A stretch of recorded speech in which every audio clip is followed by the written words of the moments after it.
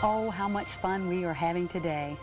C.S. Lewis has been such a big part of my reading in the past, and really me coming to the Lord through Mere Christianity, as I talked about at the top of the show. So it's with a great privilege and honor to be able to celebrate him today. His birthday is coming up this week, and I have two scholars. I mean, I've been bragging about you guys, saying how brilliant you are, but yet they have the love of Christ in their eyes, shining out of their eyes. Jerry Root from Wheaton College, Bruce Edwards from Bowling Green University. And one of the things we're doing is Zonderkids is putting out a collection. It's the 50th year anniversary of the Narnia, the children's, his Complete Chronicles of Narnia, the children's collection. And this book probably weighs about, what do you say, 10 pounds? and then they've got all the books in a but this is, to me, a collector series. It's beautifully done. And what we want to do is we want to go in and mine the rich treasures inside of C.S. Lewis in the scope of maybe a half hour. Well, what I'd like to do is get each of you to tell me a little bit about yourself and how you discovered and fell in love with C.S. Lewis. And that in itself could take a whole show. Easily. Easily. So who would like to start first? Go ahead, Bruce. Go ahead, Bruce. And by the way, you guys are good friends and know each other. You didn't know you were going to be here. No, that's great. Yes. Well, I can simply say that I met Lewis in a apologetics course in Bible college many years ago, and found in him a richness and a spark that I had not seen in Christian authors before. He made the Bible come alive to me, and most importantly, he allowed me to enter my own culture and engage it and understand it in a way that I had not been able to before, and drew me out of a lot of local errors, as he would call them, time-bound errors of the 20th century. He made me a citizen of heaven instead of just of my immediate surroundings, and so I'm forever blessed because of that. Talk a little bit about what you're doing now, and tell us about your doctoral dissertation. Okay. Well, one thing leads to another in life, and once you meet Lewis and he disciples your mind and heart and imagination, you somewhat want to follow in his footsteps, because he's followed first in the footsteps of his Lord. So I spent a number of years in local church ministry, and eventually went to grad school and wrote a dissertation on Lewis, and graduated from the University of Texas at Austin. And since 1981, I've been at Bowling Green State University in Ohio, and I'm a professor of English, and I teach Lewis's works there, and currently I'm also an administrator there. Jerry. Well, I got interested, Deborah, in C.S. Lewis when I was a junior in college. I was a brand new Christian, and I was visiting my sister during spring break. She was teaching second graders, and she was reading them the Narnian Chronicles. Wow. She told me the plot of The Lion, the Witch, and the Wardrobe. I said, come on, there's books like that. I was a PE major in college, had no academic interest except to stay eligible. I didn't know how to spell it, but it meant everything to me. And so I went home and I read these books, and I was hooked by them, but then I wanted to read his autobiography, so I read Surprised by Joy, and that was the book that really hooked me, when he talks about longing and seinsuk, joy, desire, and trying to find the object of that desire, which was God. Well, when I graduated from college, I was reading Lewis, and a friend of mine said, all you do in college is lay the foundation for your education. And now you need to commence. That's why we call it commencement, right? When you graduate from college, you need to commence your education from this point on by building on that foundation. And this friend told me, pick an author that will take you places and make him your life study. So I picked Lewis, and I've been reading him now for over 30 years and teaching college and university and grad courses on him for 20. And he is an author who, as Bruce said, will disciple your mind and cause you to grow. But I would say, too, disciple your heart as well, wouldn't you, Bruce? Absolutely. I mean, there's a good connection between head and heart in Lewis that's vital. Every anti-intellectual Christian I've ever met is quick to quote 1 Corinthians 8, where it says, knowledge makes arrogant, but love edifies. But they forget that Paul also wrote Romans 10:2, where he said of his fellow countrymen, they had a zeal for God, a passion for God, but without knowledge. And consequently, Pascal picks up on these Pascal, the French physicist and philosopher, picks up on these verses and comes up with 4 categories of Christians.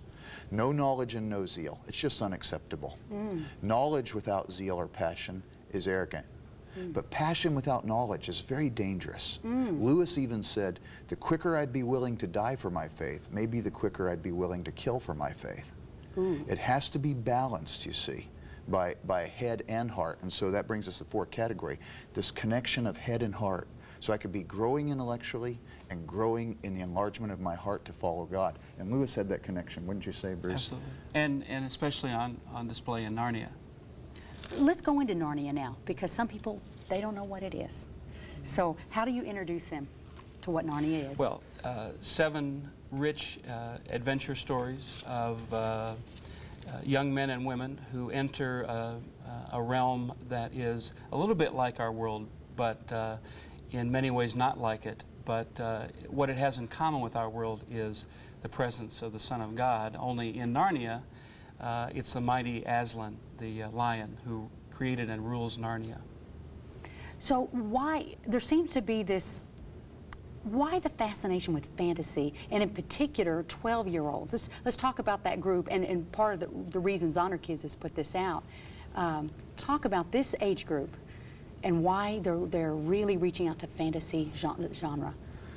Well, yeah, let me explain it this way. If I were to ask you, what does definition mean, what would you say? How do you define a thing? And the word definition literally means of the finite.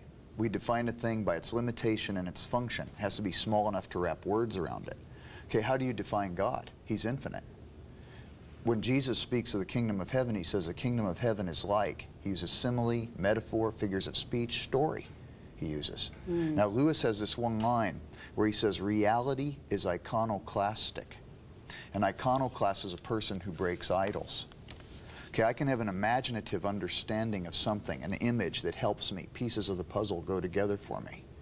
But that image that's helpful in one moment, when I'm using it to think about God, competes against my having a growing understanding of God in the next moment. And God is always kicking out walls of temples we build for him because he wants to give us more of himself. Well, in the second book here, Lucy, one of the children, goes back to Narnia for the second time, and on that second trip back to Narnia, she sees Aslan, the Christ figure, for the first time on the return. She says, Aslan, you're bigger. He says, no, child, I am not, but every year you grow, you'll find me bigger. Now, how do you grow in an understanding? How does a scientist even stretch his understanding in an area? He begins with a hypothesis, which is an imaginative endeavor. He says, imagine if it were to be like this. He hypothesizes and then begins to experiment in that way. I don't think we can grow in our understanding of anything without some imaginative endeavor. And this opens up people's minds and understanding in brilliant ways to see God in ways they would never have understood him. Take me through each of the Chronicles. Well, And you start. You start. Yeah, I noticed that these are the editions that have sort of been renumbered. The original first Chronicle was The Lion, the Witch, and the Wardrobe, and I think a majority of readers would still say that ought to be the entree into to Narnia, because that's where we meet Peter and Lucy and Susan and Edmund, and that's the very first adventure. But I'll start in the order you've got. Magician's Nephew is the story of the creation of Narnia, so that's the genesis of Narnia. You'll find that a lot of these Narnian Chronicles parallel scriptural events and episodes and circumstances, and so in many ways they're retellings of a lot of the disciples' experiences with Jesus. And, so for the kids who are right now real into fantasy and Harry Potter, this would be a great thing parents could hand off to them that would allow the fantasy, allow the imagination, and take them into some spiritual concepts at a young age. Right, and young readers are hungry for this supernatural fiction, and Lewis is the best exemplar of that. And I will say now in the 21st century, I used to say 20th century. Deborah, an important thing too, these aren't allegories. These don't have point-for-point correspondence with a biblical story, say. Lewis and Tolkien and those that were in his literary set would call this myth-making.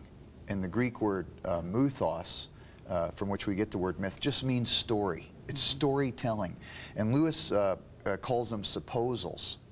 So he said, suppose we had a world where animals could think and reason and talk, and if God were to come to that world, what would that world be like? And he begins to imagine it. He has in here the story basically of the fall. And if you have a fallen world, there's going to be a need for a redemption. And so Aslan comes and offers his life for Edmund, who has given himself to a white witch and betrayed his brother and his sisters. And Aslan's the one who's able to rescue him. And throughout the adventures, and there's developing spiritual concepts set in an imaginative way. But I don't think Lewis was just trying to teach lessons from the book. He's trying to tell a story. And in this story, as in every story, God incarnates graces and enters in and reveals himself. Lewis says the world is every bush is a burning bush, and the world is crowded with God. And we want to become awake. I never pray, God be with us. I never pray that. It's a redundant prayer. He said he would never leave us nor forsake us. I pray, God, open my eyes. And this book, these books help us open our eyes to see things we would probably have missed otherwise. But you know, Bruce, here's a man who's a bachelor. He didn't have children. Right. What he had was something better, the childlike imagination that allows one to meet God and experience the excitement of knowing him and walking with him. And that's what happens to the children who meet Aslan. He is not a tame lion, as Lewis says. He invites both reverence and friendship. And those two themes go together throughout the 7 works. I would quickly add that you do get a sort of a complete picture of Narnia from creation to end times. And the last battle is currently one of my favorite among the 7 because it shows us God's care and character in history as portrayed in Narnia, where all the stories are better as they continue.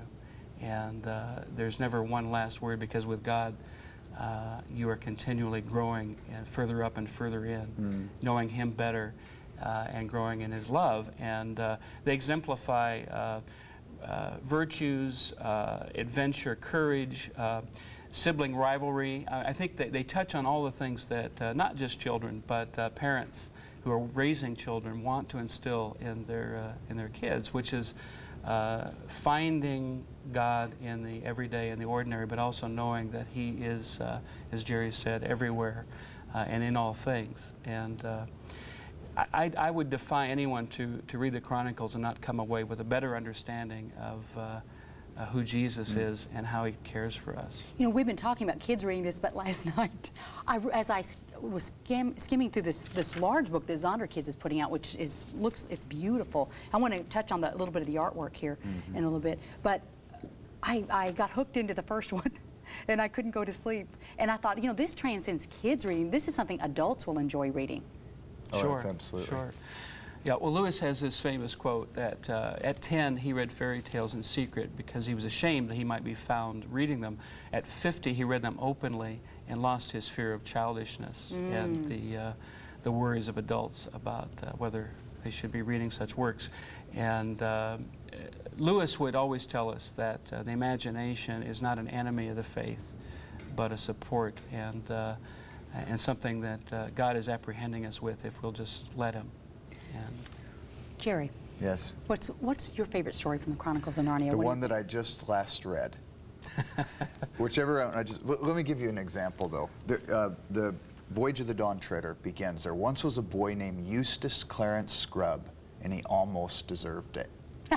Now this is Clive Staples Lewis having compassion on a boy named Eustace Clarence Scrubb. Now this boy is a brat. He's the archetypal brat.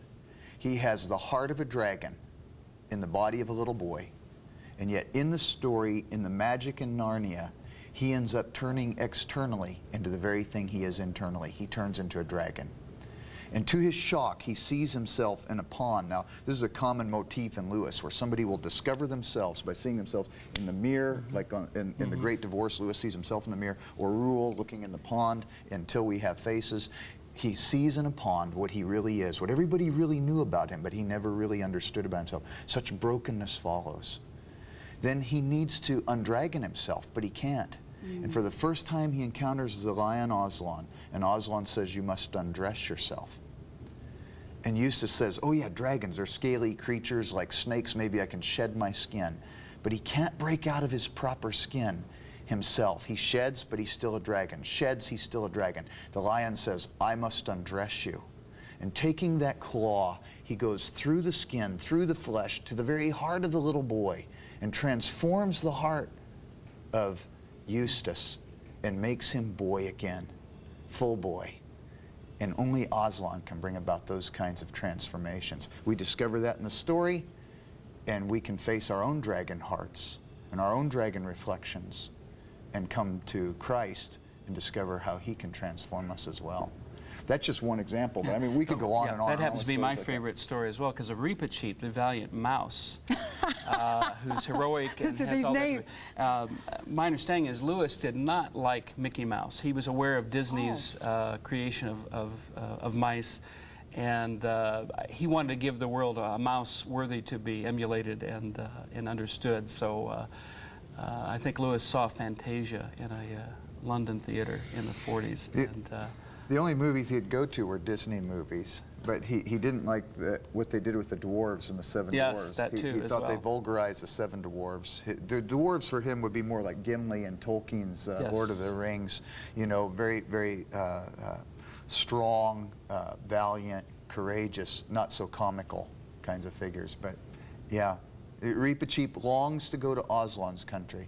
I'll tell you another interesting one too, Silver Chair, I keep going back to. I think it's the story of the church, because you have this goofy group of people, a young girl, a young boy, and Puddleglum the Marsh Wiggle.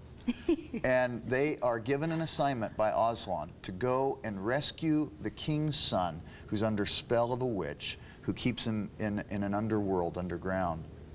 And the whole mission of the church, though we goof things up all along the way, is to go and rescue the king's sons and king's daughters who are under a spell, who don't yet know their true identity, and to rescue them from where they're at. It's a great message.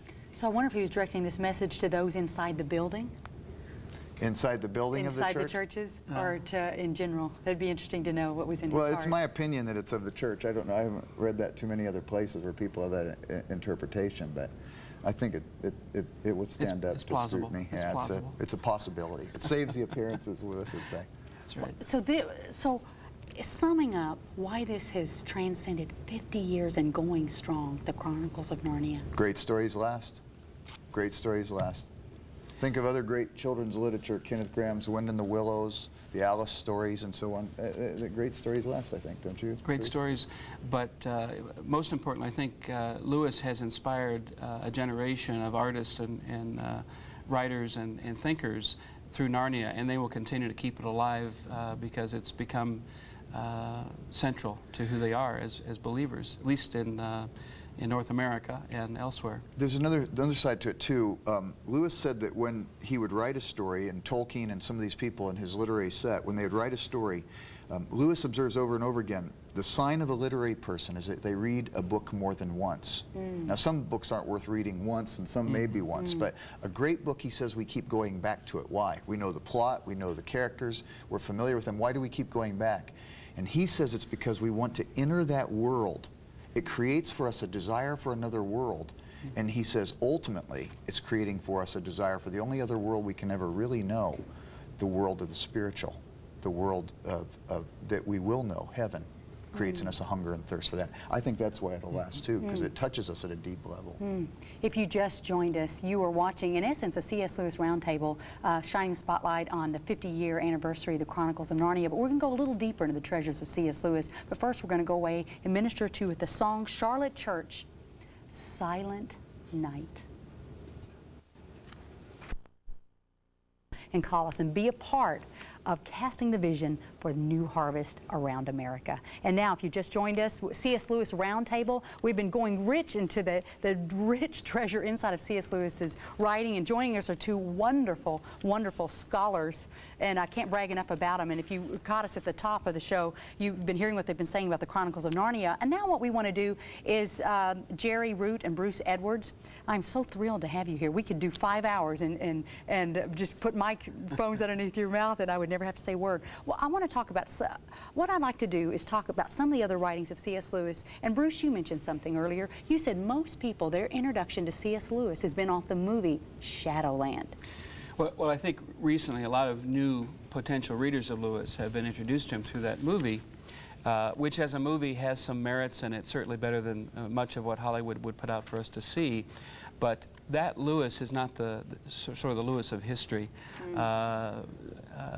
Shadowlands paints Lewis somewhat as a reluctant believer, tentative, perhaps after the death of his wife, even losing his faith. None of those things are true. Lewis and Joy Davidman, whom he eventually came to marry, had a very vibrant, vigorous Christian faith. And some of the viewers will have seen Shadowlands, and it depicts Lewis as if he's this very dour and unhappy person. Lewis is quite a gregarious person who loves to be with people and is always telling stories, sometimes perhaps a little bawdy, B-A-W-Y, B-A-W-D-Y. And so that Lewis is not the Lewis of the Chronicles of Narnia, Mere Christianity, and so forth. He loved life, and the desire that Jerry has talked about that you find in Lewis's works is always, I think, foremost there. Lewis is searching for and has found this elusive joy, not only in Joy Davidman, but in his Savior. And that permeates all that he wrote and all that he did. And so I would want people to know that if they try to read Lewis, they're going to be in the presence of somebody who will enlighten, challenge, illuminate, bless, and whichever of Lewis's works they pick up, they'll see the presence of Christ in it, because whatever Lewis did after his conversion, and even some of us would say before, shows the mark of his spiritual depth and spiritual courage, really. Jerry, if I could do a 1-minute commercial for C.S. Lewis to air around the world, and that would be all that was ever heard about him, and you could be that spokesperson, what would you say? How would you describe C.S. Lewis? Well, he's a first-rate academic. He was a fellow at Oxford University and later professor at Cambridge University. He wrote in 11 genres. He exhibits such breadth of learning. He writes so clearly and so well. Let me give you an example, though, of this, if I can. He wrote one book called English Literature in the 16th Century, Excluding Drama. Wow. It was for the Oxford History of English Literature series. It took him 18 years to write it. He called it his Oh Hell volume, Oxford History English Literature. But for that book, he read every book written in English in the 16th century. Wow. He read every book translated into English in the 16th century, in its original and in its translation, so he could comment on the effectiveness of the translation. That is such a breadth of scholarship, but it shows you how well-read he was, how all of his ideas, or most of his ideas anyway, would be informed by a rich tradition, rich history of understanding. He was trained in the classics. He knew medieval literature, English literature. He even, in his this dialogue on science fiction, he said anything that'll encourage a person to read, he was for it. And when his boys are reading comic books, he concedes that he had read some comic books and found them enjoyable as well. What was the name of the science fiction book? Well, it's in the collection of Other Worlds. Yes. And there's an essay called of Real Estates, is it? Unreal Estates. And it's a dialogue with he and Kingsley Amis, and there was another person in that dialogue. Roger Langston Green, I think. And they discuss these sorts of things there. It's very good. Now talk about The Great Divorce. Well, my favorite work of his, and I came to it much later in my Christian walk. In fact, even with the Narnian Chronicles, I read them as an adult. I did not know of their existence when I was a young reader, and wished I had.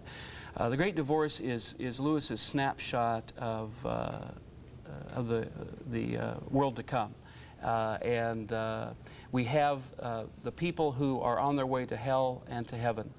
And heaven is depicted as solid and real and bright and beautiful. And all the most interesting people are in heaven.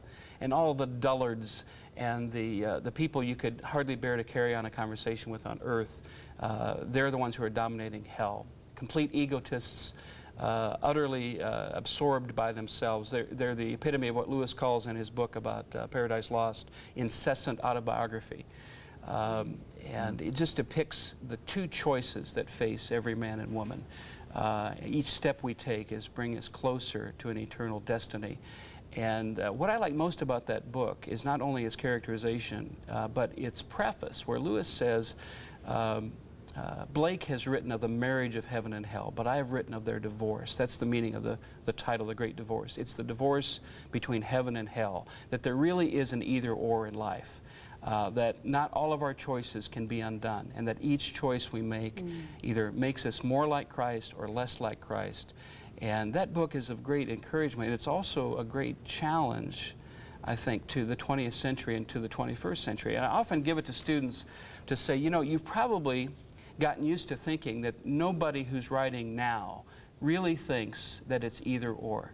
It's yes or no.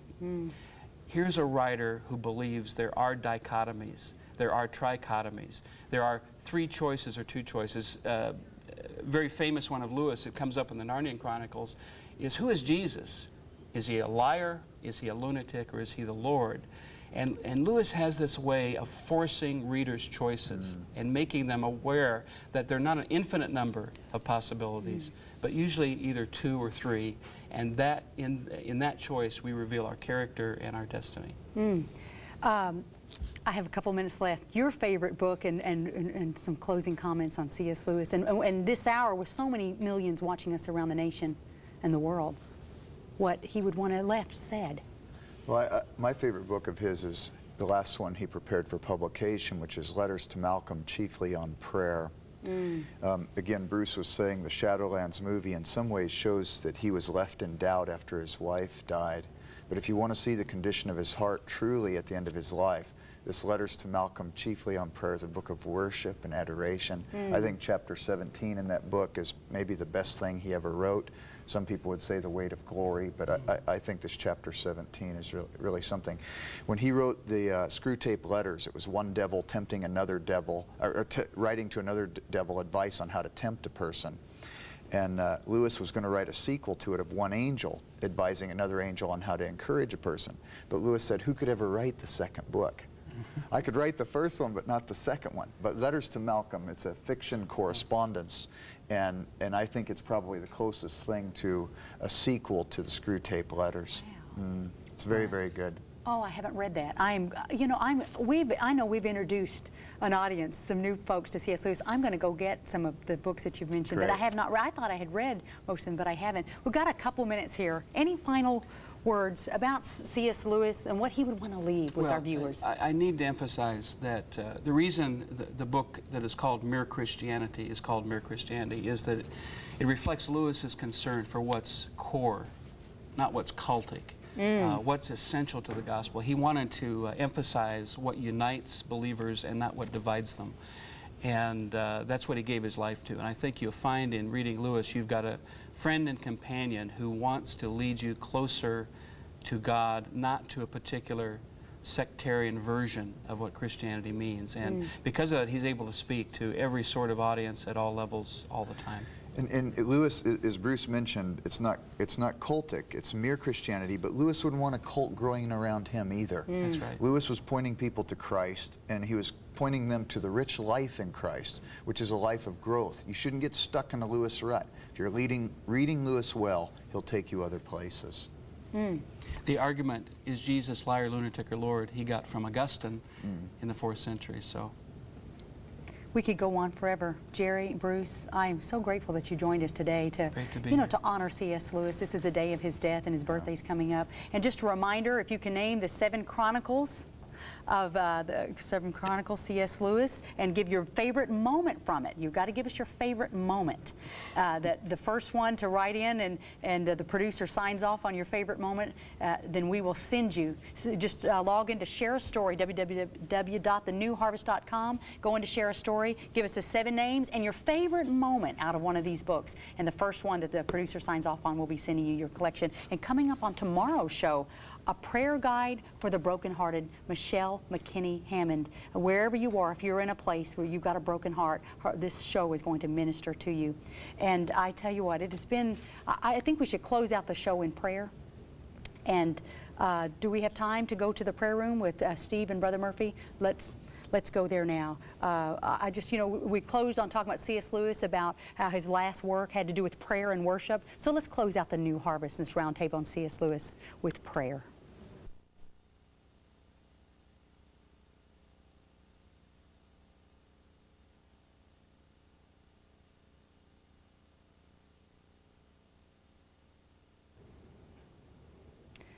One of my favorite authors of all time is C.S. Lewis, and because his books early on influenced me and impacted my walk with Christ greatly. So it's with great pleasure that we have two scholars on, and we are going to go deep into the treasures of C.S. Lewis's writings. And we've been, and this is the 50th anniversary of the Chronicles of Narnia, and we've been shining the spotlight on two collections. One where they're the 7 individual books, and then there's a Zonder Kids has a complete chronicle all in one big book that you just saw a little earlier.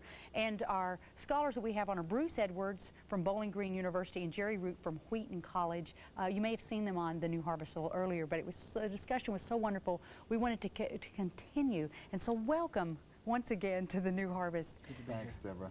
We could do a round table. We could sit here all day and talk about C.S. Lewis. And a question that was just asked by one of the floor directors was, how many books does C.S. Lewis currently have in print now? Well, there's up to 72 titles, I think, is what I've seen. Some of them have been repackaged and so on, but I think there's about 56 books he wrote before he died, and then essays that appeared in journals and periodicals that have been brought up under single cover. But except for maybe one fairly obscure to some readers books, everything of Lewis is available, and you can order it and often walk into a mainstream bookstore and find it on the shelf. It's remarkable because the majority of 20th century authors would not be able to boast of that, and so it just underscores and dramatizes how important Lewis is to not only the church, but I think readership worldwide. I think too, Deborah, it's interesting to consider the genres he wrote in. About 11 literary genres. He wrote children's stories, science fiction. He wrote Christian apologetics. He wrote books of worship and devotion. He wrote poetry. He wrote literary criticism, which I think is his best stuff, but most people never read it. And his faith comes through naturally through these books as well. He wrote philosophy. It's remarkable, the breadth of his writing. So everybody can find a point of entry for Lewis because he'll touch you at some place of interest. So if someone's out there and they've got a loved one or family member who's a big reader, they could probably go find a C.S. Lewis book that would marry up with that interest, and then they could literally lead them into C.S. Lewis writings through that entry point. Oh, I think so, without a doubt.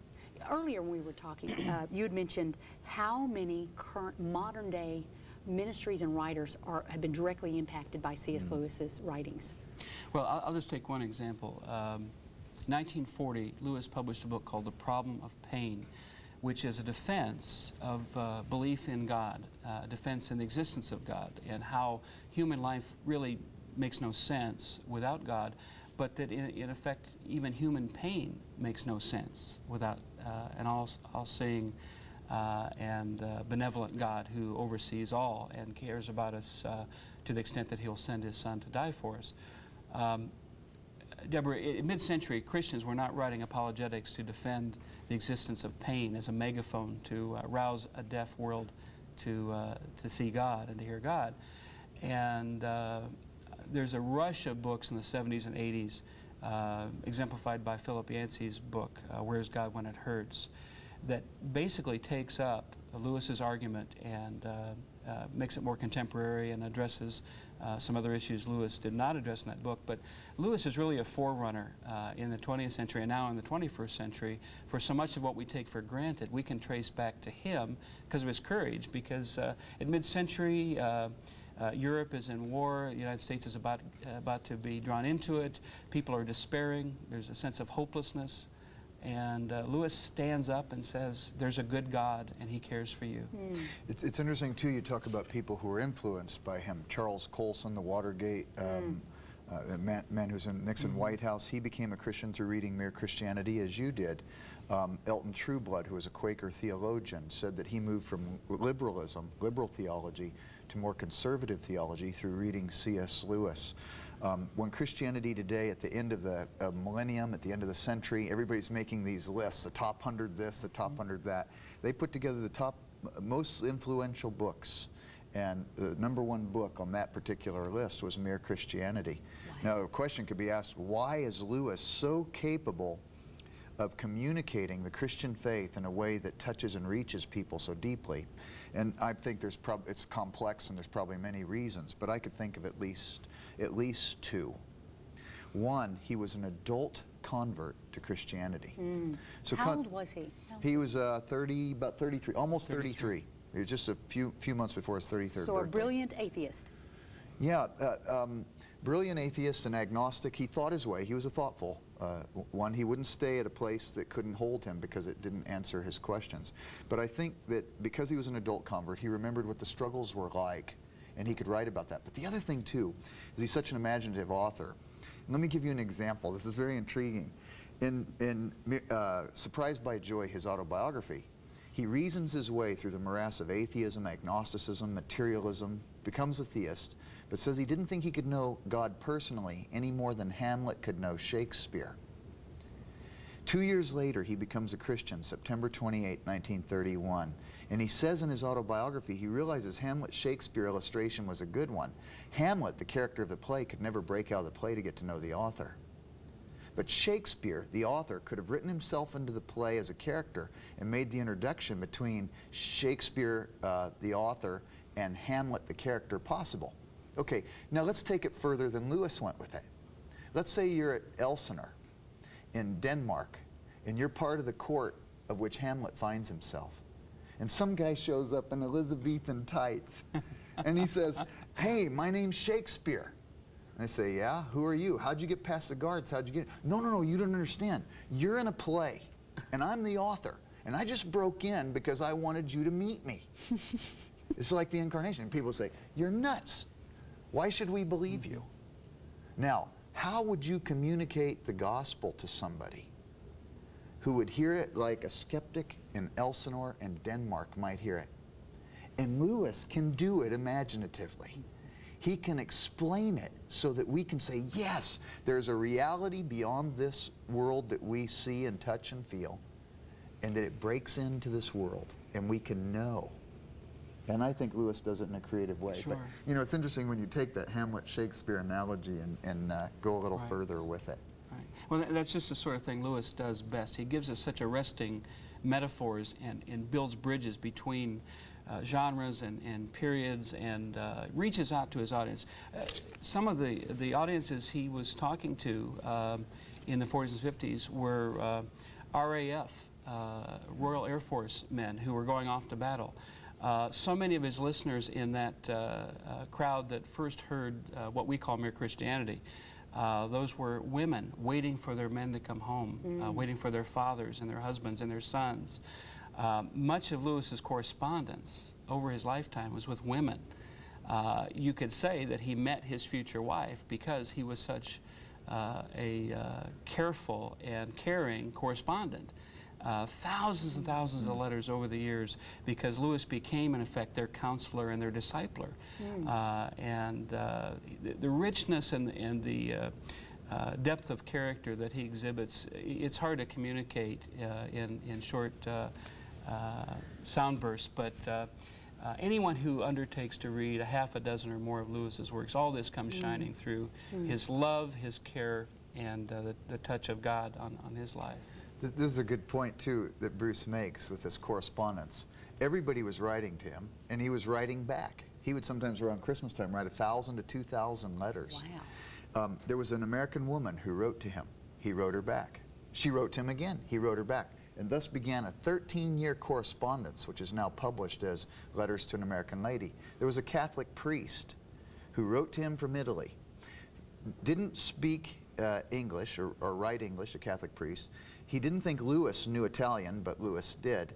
But he knew as an Oxford scholar, Lewis would know Latin. So he wrote to Lewis in Latin. Lewis wrote him back in Latin. And they carried on a correspondence for 9 years till that priest died, and another priest picked up the correspondence. 16 years of correspondence in Latin that Lewis carried on almost as a father confessor to these Catholic priests in Italy. And they've been translated now, the Latin letters of C.S. Lewis, and they are brilliant, brilliant letters, rich and deep spiritual insight, so that Lewis not only becomes this brilliant Christian apologist, but he felt like he had a pastoral duty to the people that were encouraged by his books. And these things come through, too. There's a lot of depth and breadth to this man. It's remarkable. Wow, I have learned so much from listening to you talk about C.S. Lewis. I mean, I am compelled to go pick up every book of C.S. Lewis that I can get, as I know many others are, and they can go into Harvest Pick and look and mine around in there and look for some of the books we've been talking about for C.S. Lewis, and also any major bookstore. You know, there's so many things I could ask you, we could talk about, but one of the things I keep coming back to in my mind is you mentioned how important it is for Christians not to be afraid of imagination. And then one of the things that I picked up from you is not to be afraid of knowledge.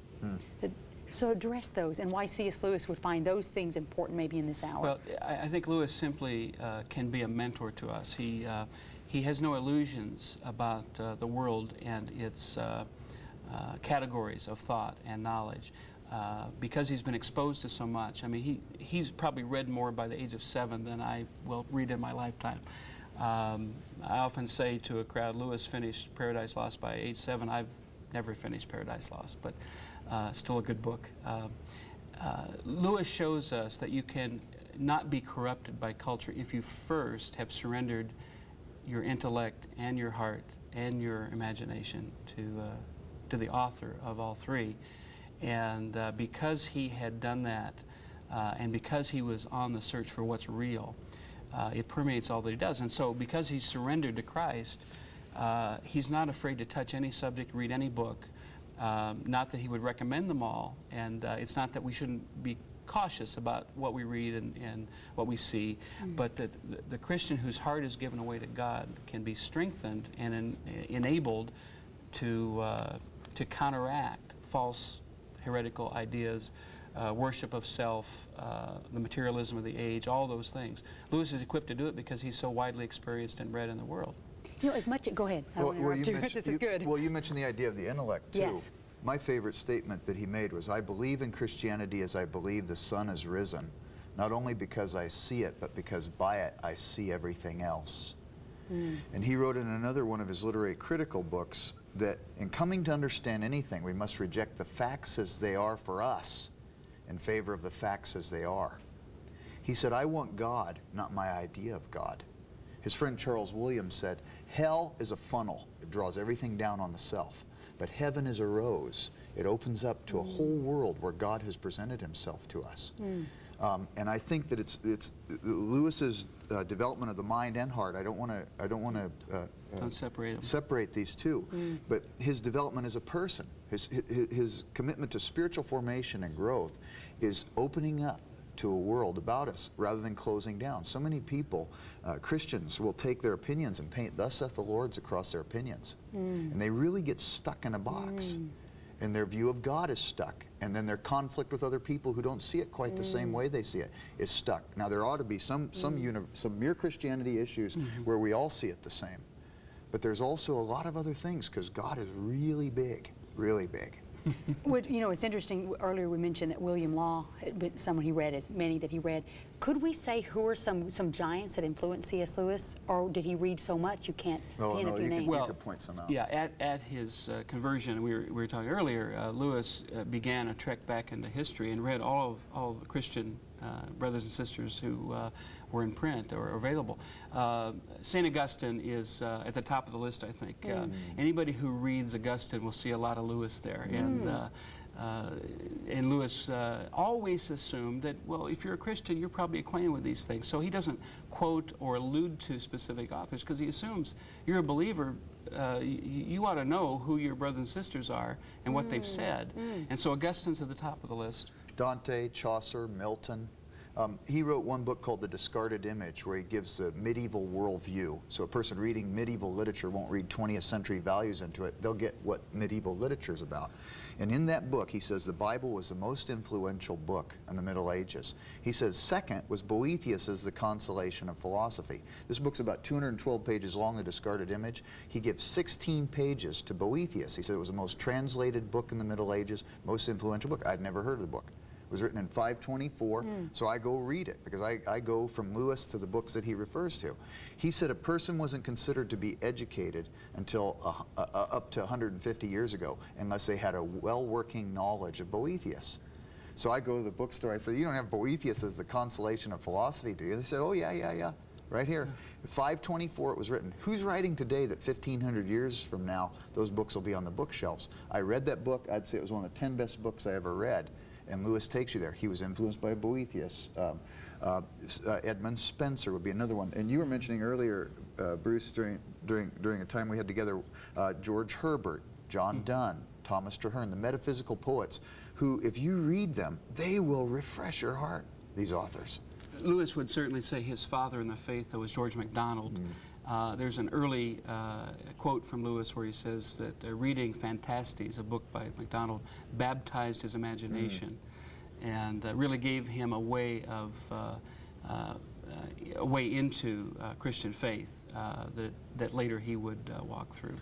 G.K. Chesterton is another author who influences apologetic style, and I think too you'll find that Lewis worked and lived with a literary group. J.R.R. Tolkien, who wrote The Hobbit and The Lord of the Rings, Charles Williams, Neville Coghill, Owen Barfield, Lord David Cecil. And what you find is there's a synergy that's developed in community, you see. And so they would read each other's books, read to each other, and stimulate one another, and there was growth there. But we already believe in community, don't we?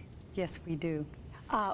In closing, for those who've never read C.S. Lewis or new to him, where should name a book to possibly start with that you would recommend? Oh, there's so many. Well, Mere Christianity is a lot of people's first book. Okay. I suppose I might today give them either Screwtape or The Great Divorce.